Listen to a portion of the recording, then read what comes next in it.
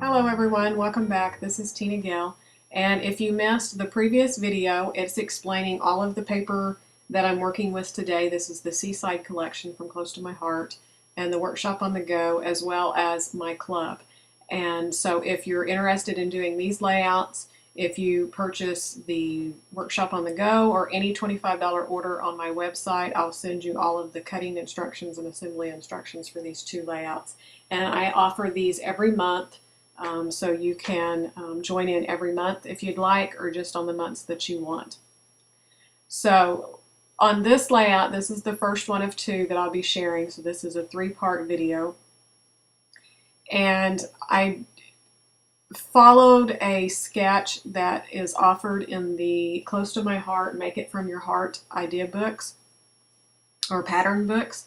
And I made just a few changes, but the basic concept comes from one of the sketches in there. So if you enjoy working with sketches, I would encourage you to look at those. We have two different volumes, Make It From Your Heart, and they're just two smaller softbound books, and they're real inexpensive. They're like $7.95. We also have some bigger books that we've had for quite a while that you can check out. But these two Make It From Your Hearts are really great because they're inexpensive, and they have double layouts, single layouts, and also cards in the idea book or in the pattern book. So I'll have the links below, and you can always check out on my blog. I'll have all of the close-ups of the photos or the close-ups of the layouts and more information there. And so basically, I've just cut all of my paper. When you receive the guides, they'll have a cutting guide for you. And I'm just adhering the brown strips top and bottom, right and left. And then the smaller strip, that is part of our branding strip. So if you watched the previous video, I explained a lot about that on the branding strips, and I really enjoy using those. And so on this one, before I cut into my paper, I cut a 1/4 inch off that branding strip, and then I cut the last 1/4 of an inch off. That way you have the full sheet of paper in your cutter, and it's much easier to get those thin strips. Depending on what kind of cutter you have, it can be near impossible to get a straight cut on that small of a strip. And so then I'm just taking the other 3 pattern papers, and I'm lining those up, and I'm just leaving a gap, about an 1/8 inch gap between each one, maybe just a little bit more than an 1/8 inch. And just trying to line those up across the page so that all of the paper flows across. They can pretty much go anywhere, just try to line them up in the center of the page. And then I have 2 large photo mats, and you could use these if you have a large photo, like 5x7 on the left-hand side. You could also cut your photos down and adhere more. And the one on the right is cut so that you could fit 2 full-size photos that are in the landscape mode on top of each other. And I will have photos at the very end of the completed layouts here without photos, and then also my finished layouts where I have used my photos on there. And you'll notice on those that I've adjusted some of the layouts a little bit so that they fit my photos.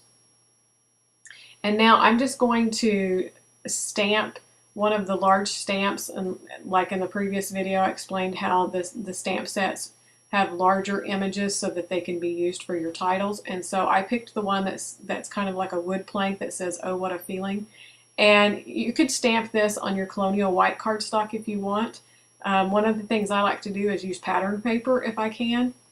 And what I'm doing here is I stamped it in the desert sand, and then I took my chocolate, which is a darker brown, and it's called rock and roll, and you just rock the edges around so that you get that shadowed effect. And I just stamped it on this pattern paper because it's a really light off-white cream color, but it has some text and some other little images in there.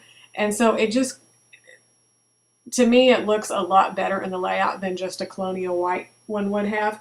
But feel free to use either one that you like. But if I have pattern paper that's light enough that my image is still going to show through, that's one of the things that I really like to do, is to stamp onto the pattern paper. And then I'm just going to fussy cut around it. I had cut it into kind of a rectangular shape to see if that would work or not.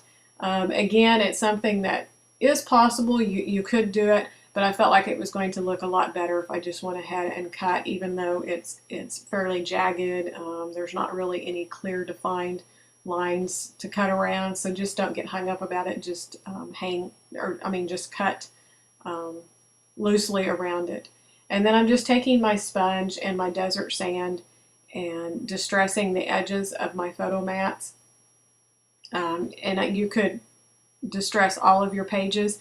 They already have kind of a distressed look to them, but it's one thing that you can do to help pull all of your papers and your design together if you just go ahead and distress all of the pieces to your layout. And so I'm taking the stamped images that I plan on using on this page and going ahead and distressing the edges of those. And you notice here are the banner strips that I talked about in the last video, and I just went ahead and notched the ends of them. And I'm just going to use those for embellishing on top of the pictures and around there. And so this one I'm just kind of putting between. Again, if you had a large 5x7 photo, then you wouldn't want it in the center. You would pull it top or bottom or something. But I'm planning on using 2 smaller photos, and so it's going to kind of help divide between those 2 photos and do some separation.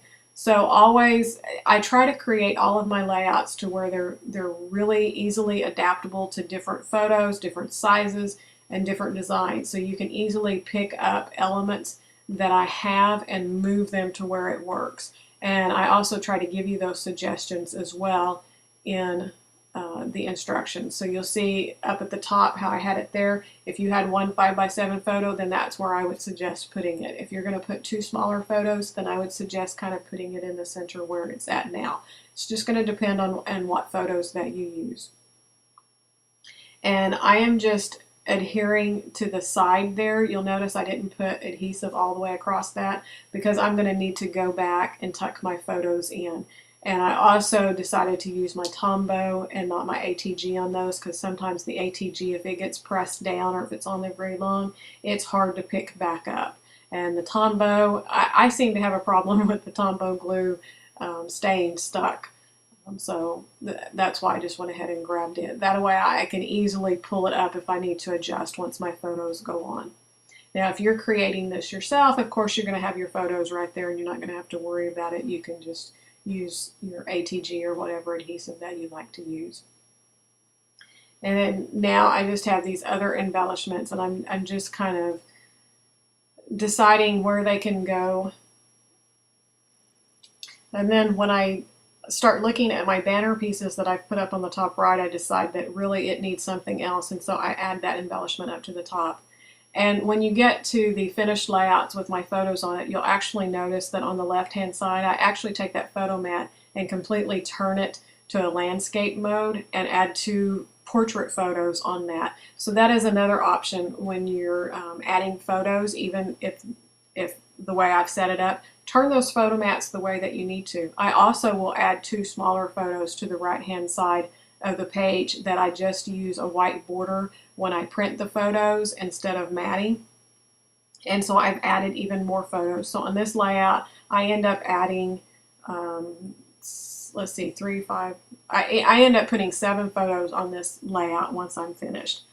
So be sure to look at ways that you can adapt the layouts to fit the photos that you want, because like I said, I really try hard to make sure that they're easily changed.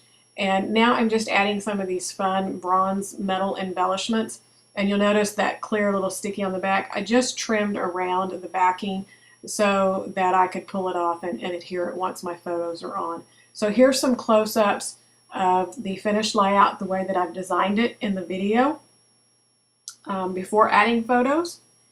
And then coming up is the full page so that you can see it all together, and then the ones that I have done with my photos. So you'll see on the left I turned it completely sideways, and I've added 2 photos, 2 small photos onto the right hand side page. So I hope you enjoyed this. Be sure to shop at myscrappyideas.ctmh.com. If you'd like the instructions for these layouts, place any $25 order or the workshop on the go, and I'll be happy to email them to you. Thanks for watching, and we will see you next time. Bye.